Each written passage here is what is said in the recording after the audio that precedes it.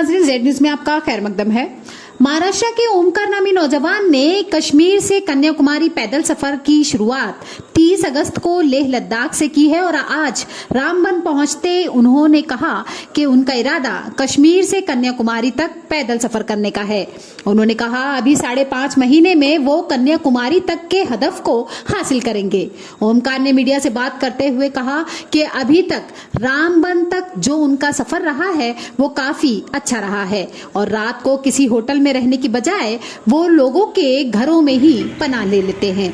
उन्होंने कहा कि वो इस हदफ को हासिल करने के लिए हर दिन 25 से 30 किलोमीटर का सफर करते हैं और रात को कोई न कोई जगह दे ही देता है और रास्ते में चलते हुए लोगों का काफी ज्यादा प्यार मिलता है। आगे देखिए रामबन से हमारे नुमाइंदा अनीश शेख की ये रिपोर्ट। मेरा नाम ओमकार मधुसूदन करपे है। मैं महाराष्ट्र नासिक से रहने वाला हूँ और मैंने मेरी यात्रा लेह से कन्याकुमारी पैदल यात्रा लेह से शुरुआत किया था और आज मेरा 26वां दिन है और लेह से मैंने 30 अगस्त को शुरुआत किया था और आज यहाँ कल रामबन में रुका था मैत्रा में और आज मैं जाने वाला हूँ आगे चेनानी तक।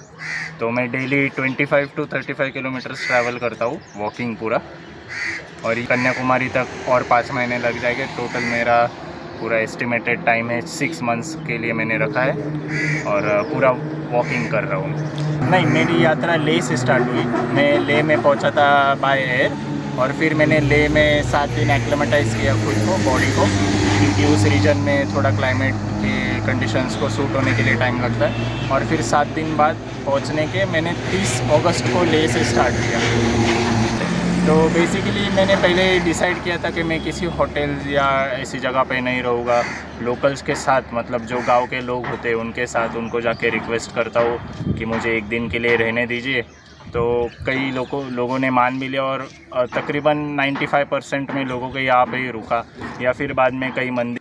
हाँ, मैं कुछ जगह में एक दिन रुक जाता हूँ। मतलब अगर समझ लो 10 दिन कंटिन्यूस चलता हूँ तो 10 दिन के बाद एक दिन थोड़ा रेस्ट के लिए रुक जाता हूँ किसी भी गांव में। ऐसे पहले डिसाइड नहीं किया है कि कहीं रुकना है, लेकिन मैसेज एक्चुअली ऐसा कुछ है नहीं, लेकिन यही होता है कि चलने से बहुत सारे लोगों से मुलाकात होती है, बहुत सारी जानकारी होती है और बहुत अच्छी चीज़ें देखने को मिलती है।